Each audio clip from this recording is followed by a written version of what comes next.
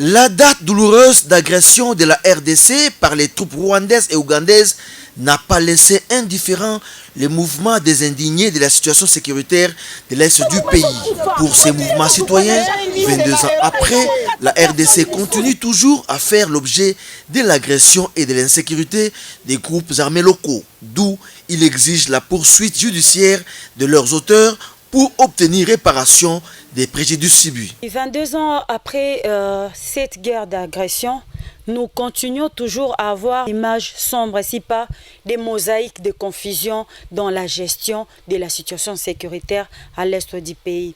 Avec ce nouveau régime qui vient de prendre la direction du pays, le mouvement des indignés espérait vraiment de commencer à palper du doigt ou à sentir même ces vents des changements. Mais à notre grande indignation, jusque-là, les auteurs continuent à courir. Les auteurs sont même avec nous ici à Kinshasa.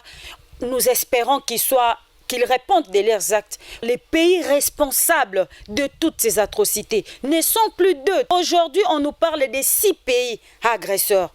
Donc la situation s'est empirée même après 22 ans. Et cela nous indigne davantage. En 2019, on nous parlait de plus de 130 mouvements rebelles. Mais aujourd'hui, à l'heure où je vous parle, nous avons maintenant plus de 152 mouvements rebelles.